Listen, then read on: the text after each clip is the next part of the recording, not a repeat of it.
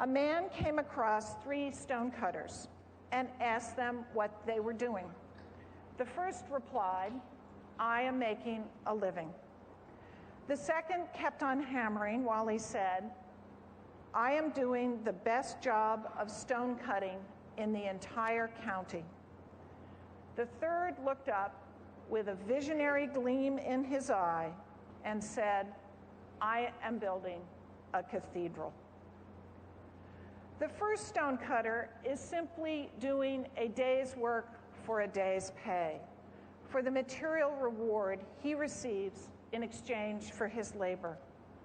The substance of his work, the purpose of his work, the context of his work do not matter. The second stonecutter has higher aspirations. He wants to be the best. We know him well. Harvard does an outstanding job of producing students like the second stonecutter.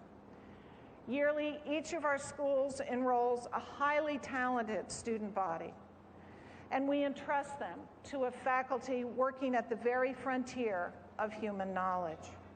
We demand that these students and faculty be excellent, for we see Harvard's own excellence reflected in them and their achievement. HBS is no different. It admits a small fraction of its thousands of applicants, and it turns out graduates who command the best jobs in finance, banking, consulting, marketing. Brilliant, analytical, highly trained, driven. They are creative and pragmatic actors who have helped bring about one of the most sustained and extraordinary periods of prosperity in our history. Now, many of those graduates are to be found in the midst of this crisis and in the midst of the efforts to resolve it. The second stonecutter is an unshakable individualist.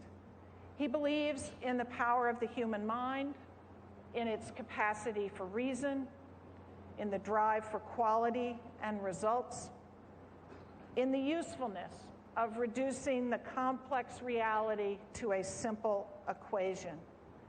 His world is competitive and meritocratic. It's cosmopolitan. He measures himself, he says, against the whole county, as the story has it, even the whole world. Yet somehow the vision of the second stonecutter is incomplete. The focus on the task, the competition, the virtuosity is a kind of blindness.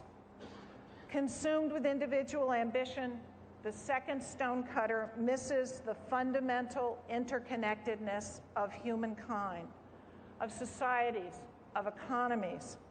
The stonecutter fails to see there would be no stones to cut if there were not a community building a cathedral. The third stonecutter embraces a broader vision. Interesting, I think, that the parable has him building a cathedral, not a castle, not a railway station, not a skyscraper.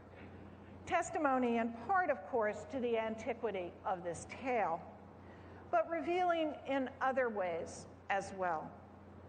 The very menial work of stone cutting becomes part of a far larger undertaking, a spiritual as well as a physical construction.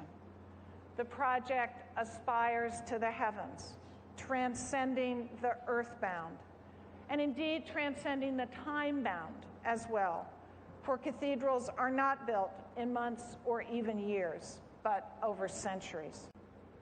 What is the meaning of this parable for us in this moment at Harvard and at HBS? Why and how do we strive to create stonecutters of the third sort? We have been reminded these past few weeks about the perils of enshrining material reward as the purpose or measure of work.